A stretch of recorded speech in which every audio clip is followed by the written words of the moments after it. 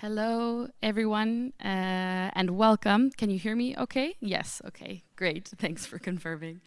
I'm very excited to be here today, and we're thrilled to have this head talk on higher education following the pandemic, closing the gap with technology to create the ideal learner experience. So I now have the pleasure of introducing you to Dr. Mirko Wiedenhorn, who joined Anthology in July of 2013, bringing 11 years of experience in student affairs, communications, international programs, and alumni relations. Now serving as the Senior Director of Engagement Strategy, he leads and supports many of the organization's thought leadership activities, helping to bring together education trends and analytics to the forefront. Dr. Wiedenhorn regularly presents at conferences on alumni engagement, student success, and on technology. He received his undergraduate degree from Drury University, an MA in European Studies from the College of Europe, and completed his Doctor of Education in Higher Education Administration at Wilkes University. Dr. Wiedenhorn, I would now like to welcome you to the stage for your head talk. Thank you so much, Phoebe.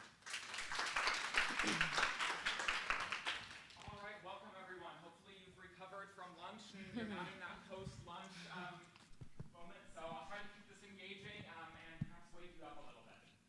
Before I go into just a little bit about Anthology. There we go. We are now the largest global education technology company in the world, working with a lot of higher education institutions as well as K-12 education, and really spanning that student life cycle from admissions through the student experience all the way to alumni engagement.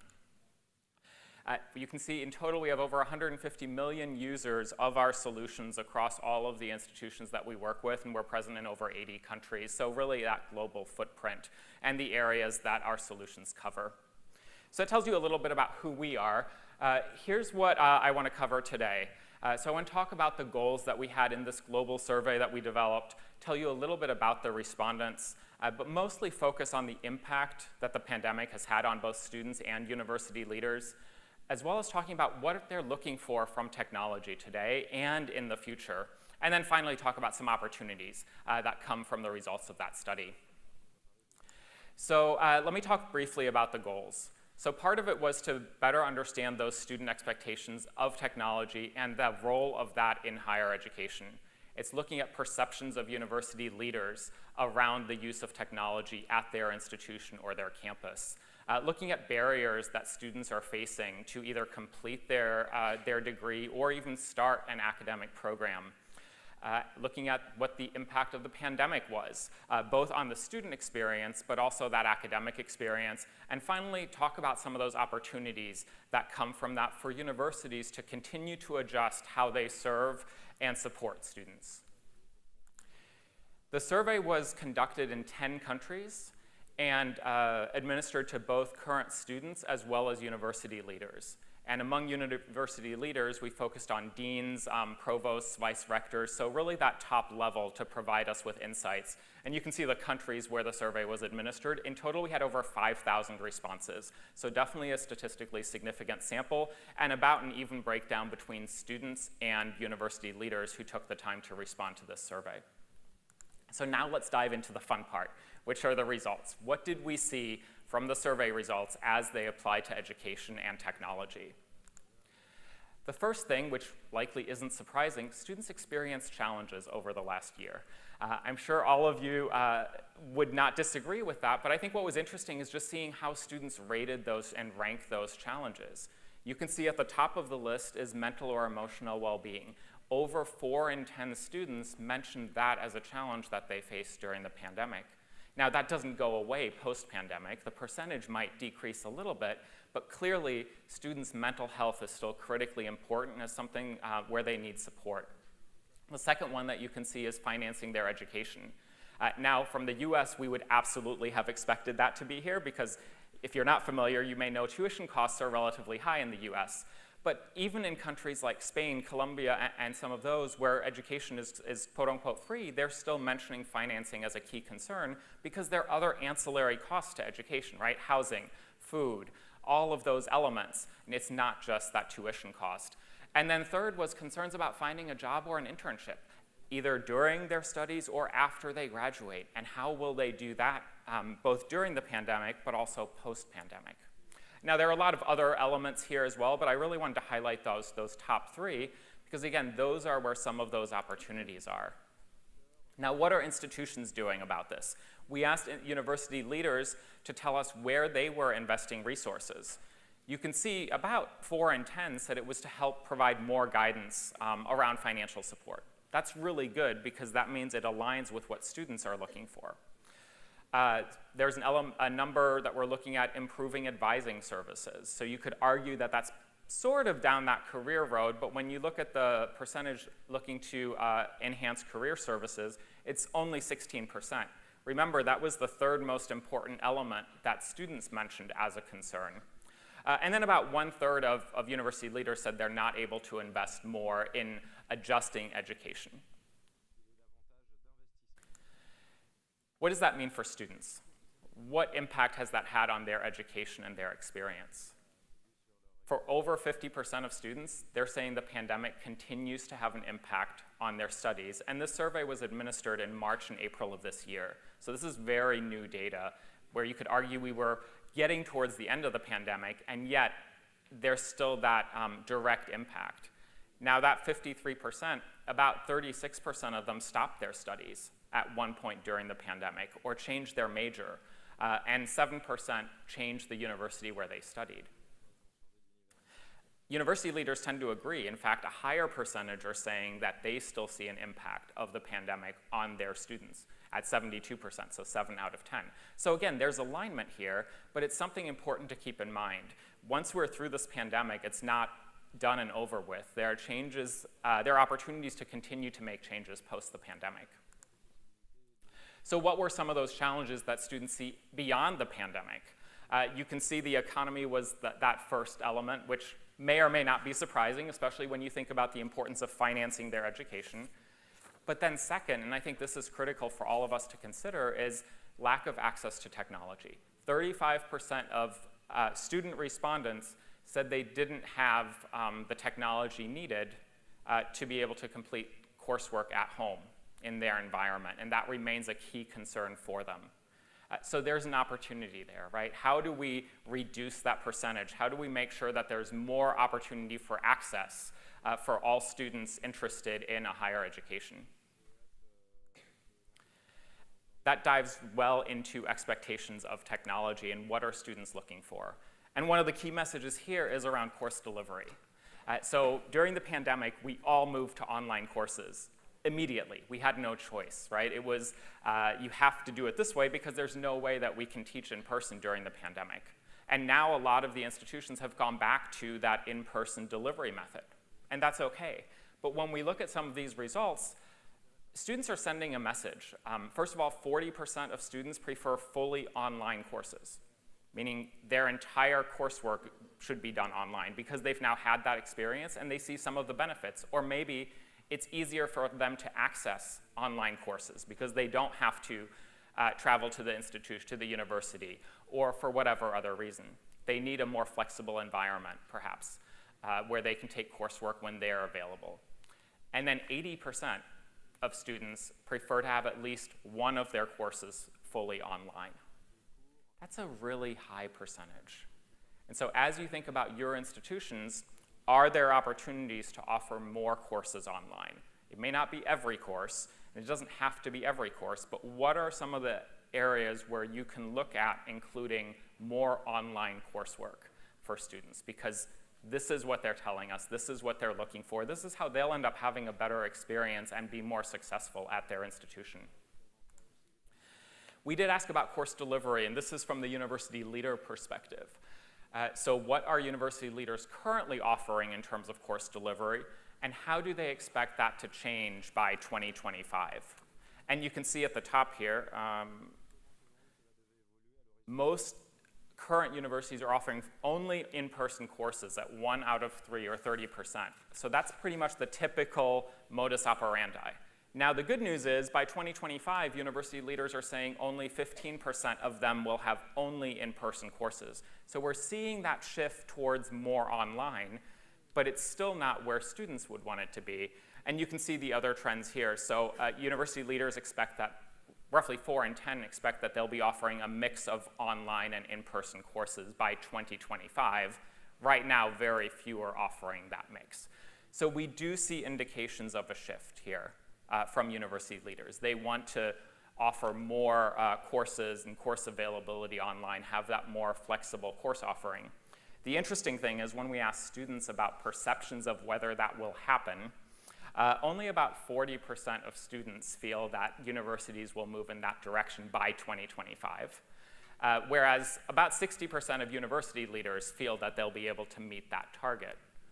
That's 3+ years away, though. So that's a chunk of time. Yes, things have to happen, but if that doesn't happen, are you still going to be meeting student expectations if no courses or very few courses are offered online in 2025? Probably not. And that means students will look for other opportunities, whether that's micro-credentials or whether that's looking at institutions that are offering more online courses. The other thing we looked at is technology resources. So do universities have the funds to adequately have access to technology for students? And you can see here that 60% of university leaders feel that their institution lacks some of the digital technology tools necessary for students to be successful. 60% feel that they don't have all of the correct technology today. That's a really high percentage. 17% said they lack the technology needed. So that's almost 1 in 5 university leaders are saying that their university doesn't have the technology to allow students to be educated digitally and in an online method or vehicle. So there are still challenges here. Challenges of access, challenges of resources, challenges of funding. Good news is over 50% are looking at adding funding so that they can leverage the right resources, whether that's a learning management system, an update to their student information system, those elements that are needed to be able to provide the right type of learning environment for students to be successful. We also asked students a little bit about technology and what were they looking for and what might make them more successful.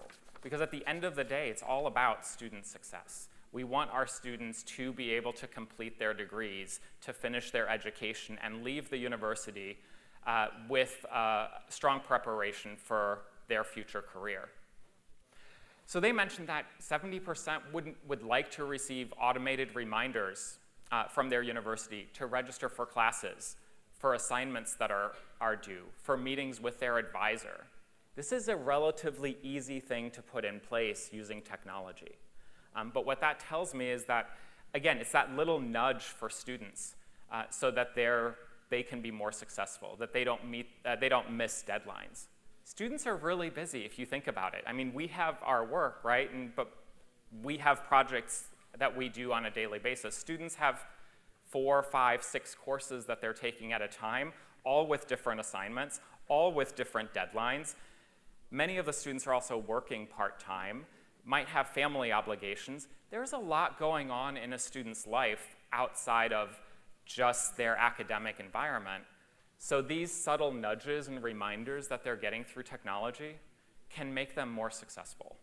And again, those are easy things to put in place. If we take that to another level, though, that same percentage is looking for more help than that. They're looking for recommendations about what courses to take. And that can come from their advisors, it can come from other resources on campus, but it could also come from some of the technology that's in place that might recommend, okay, you've taken these courses, here are the 3 you still need to take to finish your degree or to finish your major or your certificate, whatever they're doing, as opposed to them having to try to figure it out on their own. And by taking some of those steps, again, you're enabling your students to be more successful. And to me, that's one of the key elements here. And that's the exciting thing, because all of this is doable. So we also asked, how quickly do students expect a response from people at the institution? And this was perhaps surprising or not surprising. So you can see if you follow that laser pointer, this is the expected, and then this is the actual. And at the bottom are the shorter time frames. So 45% of students expect their academic advisor to respond within less than an hour or within a few hours when they send an email or when they communicate with them. Whereas only 9% would expect a response within a week.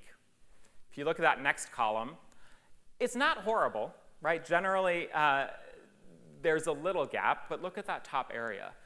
They say that the reality is that 20%, 1 in 5 of academic advisors respond within a week, whereas they're hoping that they respond within a few hours. Again, there's a gap there. Does that mean students will leave? No, not necessarily. But it does mean that they might feel less supported at the institution.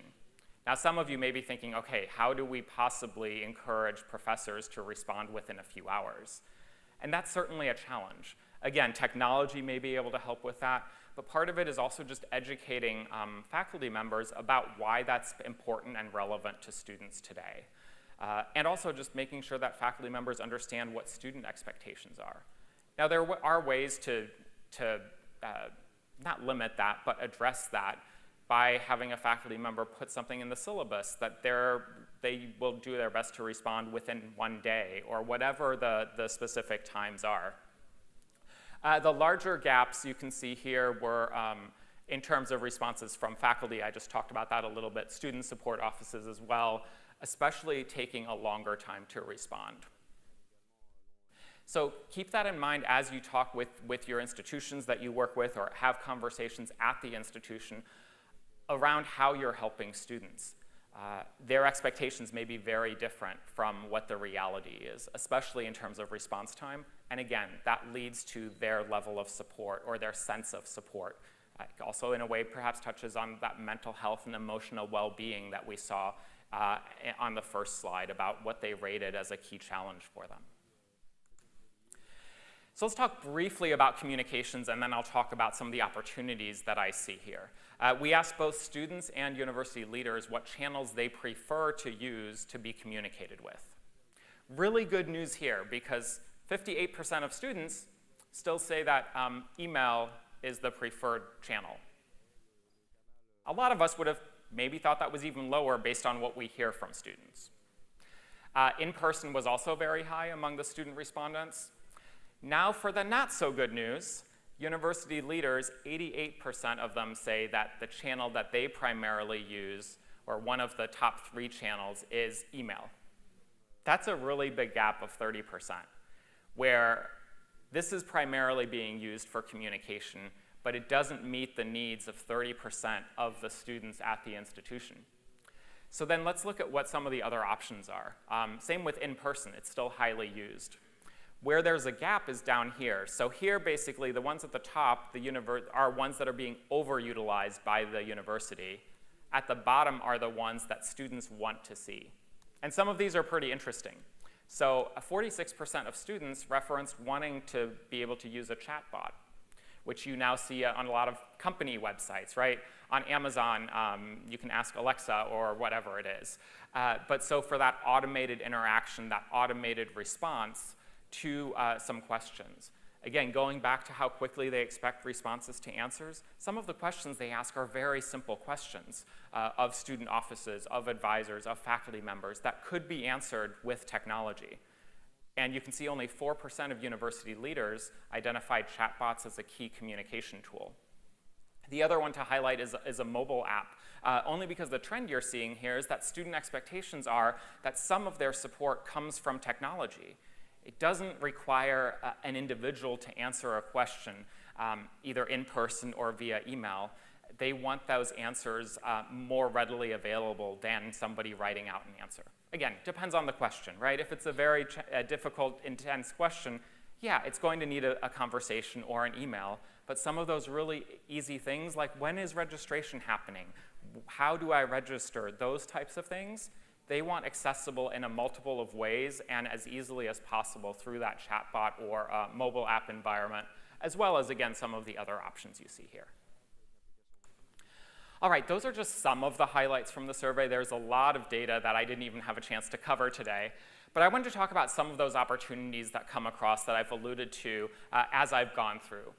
So one of the key ways, thinking back to that first chart that we looked at around what challenges students are facing, is looking at ways that you can continue to support students. Whether that's mental health, which you'll also see pulled out at the bottom as a different opportunity, or other ways to help them better understand how to finance their education, those types of elements. Look at ways to keep expanding access and removing those barriers that are in place. That's going to make students more successful. It's also going to allow you to draw in more students. I mean, so much of this conference is focused on access and inclusion, and that's definitely a theme that we saw in our study as well. Look at opportunities around course delivery. We saw the percentage of 80% of students are looking for at least some fully online courses being available. And yet, I think it was about 15% of university leaders, 40% of university leaders are still offering only in-person courses. There's a gap there. See how you can go about starting to bridge that gap a little bit. Look at those communication channels that we just talked about. So if you're primarily using email, what can you do using technology to make it easier for students to get responses to their questions? And then one thing I just alluded to a little bit in the survey, but it's all about career guidance as well. So generally, students who responded to the survey felt very well prepared for their career, but they didn't necessarily feel they had a lot of guidance from the institution, from the university. So it was academic preparation, perhaps, but not so much guidance on things like resumes and how to do a job search, those elements. So there's an opportunity there for universities to look at how do we build that up? How do we foster more of that to allow students to feel successful as they graduate and, again, more easily find that first job or whatever their next step is. And then I already touched on mental and emotional well-being and how critical that is, the high percentage of students that are facing those challenges. But look at what you can do at your institution to help those individuals and make resources available to them so that they are more likely to continue and complete their education. So those were just some of the opportunities that came from the survey. And now I'll open it up for questions. By the way, we do have a QR code to the full white paper of survey results. It's in the bags that happen to be on your chairs, or you can grab a card as you walk out from one of our team members, but then you can look at the full survey analysis, which covers a lot more than what I covered here today. But any questions or thoughts or comments? Question over here, yes. Bring the remote, or not the remote, the microphone to you. So hi, I'm Cheng. I finished my bachelor in primary school teacher last year here in Spain, and I'm studying a master's degree in investigation, also here in Spain. So I've lived the whole pandemic as a higher education student. And you said in the survey said that 80% of students wanted that some of the courses were fully online. And now you have just said that the results of the survey is in the back. I was wondering if there was the variables that were taking place in that question were in the survey, or if you have some that kind of variables, because I feel like I have seen the advantages of fully online courses, but also the disadvantages. And even though I'm in this 80% of students that agree, maybe it can depend on a lot of other things like the teacher quality or the distance between home and campus and all of that. So if it's in the QR code, it's going to be answered. But otherwise, if I can have an answer. Yeah, no, it's a really good question, and you raised a lot of points there. So some of that is alluded to in the white paper, but you're absolutely right. So much depends on that online experience that students had during the pandemic. In some cases, it was a very positive online experience where professors adjusted how they taught courses and included virtual reality and included more interactive assignments. And for other students, perhaps not, because professors had to immediately move their course online with no opportunity to really adjust. So that definitely impacted perception. In terms of the question itself, the answer choices were more specific to just how they preferred courses offered, so there's not a direct tie to the the experience that they had. We asked them some follow-up questions, which again, some of that is in the white paper. But again, really good point and something to consider when we look at those percentages.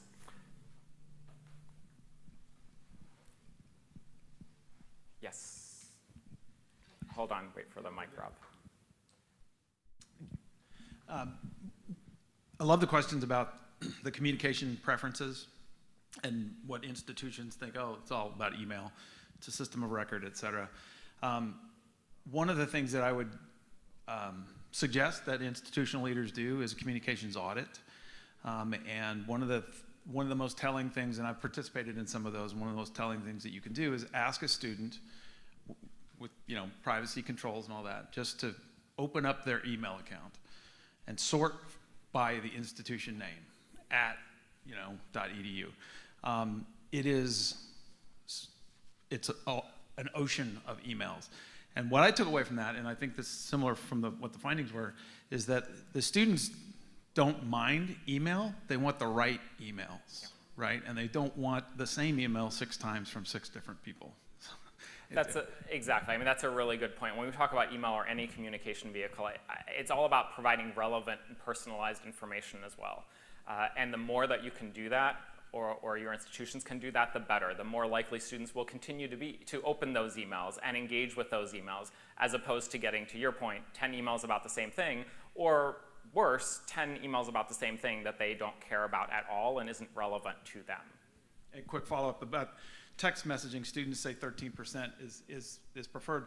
That's a really private space. It is. And they really don't want that commercial activity in their private space. Yeah. Other comments, thoughts, or questions? Yes, Phoebe. Sorry, if no one else has a question, I guess I'll ask. I'm pretty intrigued because you spoke a lot about supporting students who, of course, are at the center of what higher education is, and how many of them struggled with mental health during the pandemic. I'm curious if this study also looked at all into the mental health issues experienced by higher education professionals and leadership. Because I know, even just with the move to everything online, probably receiving even more emails than usual with everything being in the virtual lens. So yeah, I'm just curious if the study involved that at all, or if not, if you have any thoughts on that. Really good question. We did not focus on that part in the study, but I think that would be a worthwhile study to do as a follow-up. There is starting to be some research around that I've certainly seen, but I think, yes, you're absolutely right. I think we have to keep in mind everybody who worked at a university as well and who went through the pandemic, as all of us did. Certainly on the student affairs side, challenges were much higher, as well as on faculty members or professors, as they had to figure out how to all of a sudden teach remotely without, in many cases, a lot of assistance. Because for a lot of universities, this was completely new, or quite new, right? They might have a few faculty members teaching remotely prior to the pandemic, but then it was their whole institution. So I think one of the outcomes of that, hopefully, is that there's more training now for how to teach in a digital world and how to teach online well. It's not taking your lecture that you used to give in person and doing that in a virtual environment. That doesn't really work or help connect students, sort of to your point, right? There have to be more engaging opportunities for students to want to take the course, also looking at flexibility. So maybe it's recordings of short snippets of content that students can listen to while they're on their way to work or out jogging or whatever it may be. The way we think about course delivery has definitely changed, and hopefully will continue to shift moving forward away from this complete lecture style or in-class format, because there's so many more opportunities to reach students and learners in other ways. Yes. I was interested about the access to technology, and digital poverty is a big topic for us in the UK, and I wondered if your data suggested particular trends around that or anything unexpected in that area in terms of student feedback. I'm trying to think of what the other questions were. So there's definitely some of that in the analysis. We did break it down regionally, which again is available. So I think it was 35% indicated lack of access to technology overall. For the UK, that was a little bit lower. For the US, that was a little bit lower. For the Middle East and Africa, that was even higher. So some of it is just being aware of what the situation is in a region or a country specifically. And then I think the other element was, just lost my train of thought. Thank you for that. Was just thinking about how they're accessing courses. So again, in especially the Middle East and Africa, more students than in other parts of the world were accessing courses on just a mobile phone. But that was the case in every country. There was perhaps a small percentage, but still a percentage, that was only using a mobile device to access courses and complete assignments.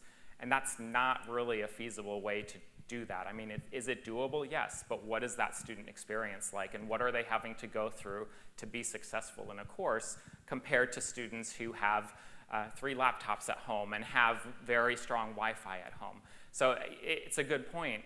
It's important to keep that in mind as we look at how are we supporting students in this new environment and making sure that they can all have the same, hopefully same level of access or access so that they can complete assignments in a way that is feasible without having to try to type a one-page paper on a mobile device, for example, with references. I can't even imagine how you would do that well.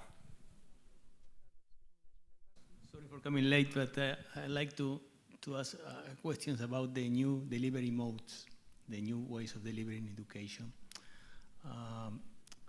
Just to your thoughts, and maybe if you have any evidence about that, how these new delivery modes are responding effectively to the diversity of learners, to the diversity of learners' profiles. And the other question that is much more critical and contested is if these new delivery modes are ways of effectively going deeper into the issues that you're addressing. I mean, if there's discussion about today going much more deeper into the analysis of issues, I mean, we are living in a complex world, and we need to, much more than before, to connect pieces, to remove disciplinary boundaries, to go more into the interdisciplinary. We talked today was about a lot of talk about transdisciplinary thinking, and we have some doubts about how you connect these new delivery modes to a more in-depth transdisciplinary thinking and action. I mean, and if there is any evidence or research on that, because I think that that will be one of the critical issues for the future. Thank you. I'll give that a short answer. That could be a whole nother session, I would argue. But just let me start with access quickly. And I do think, I mean, having more of that online course delivery improves access. Yes, we have the lack of technology for 35% of students, or are concerned about lack of technology, but we're expanding access by making courses available online to individuals who again, don't have to go to a university on campus to take those courses. So I'd say that's the first part. The second part of it, and again, this is the part we could talk about for hours, I think, but what immediately comes to mind is also just looking at how courses are being put together to encourage that cross-disciplinary thinking. So rather than having an assignment in an English course, again, perhaps a bad example, but looking at English literature in the 16th century and this specific writer, what about having something looking at something in another discipline and trying to pull that together, whether that's related to diversity language that's happening or anything along those lines. So I think there are opportunities to bring that cross-disciplinary method into the online environment just as there are in the in-person environment. And in some ways, online may be easier to do that. One of the things that I found in the course that I teach is it's much easier to bring guest panelists into an online environment than in person. So you can bring different thinking in for a 30-minute session to the class and then have a debate and discussion about that. And maybe that's some of that cross-disciplinary approach. Or it's even the types of perhaps videos you promote to students to watch or the articles you have them read. But I think in some ways, there are more ways to do that online, I would argue, than in that in-person environment. But it's a really good point and definitely something we need to keep working on in this world. I wish we could keep going with these really great questions, and I really am quite impressed with how much subject matter you've been able to cover in such a short amount of time, and really just reminding us that when we're talking about technology, I think, you know, sometimes it can be its own subject, which it is, but you've shown us today really how cross-cutting it is with so many other aspects, you know, talking about cross-disciplinarity and mental health and the student experience. And so really, I just want to thank you on behalf of UNESCO for your head talk that you've given us today. And yeah, we're really thankful that you're here. So thank you very much. Great, thank you so much.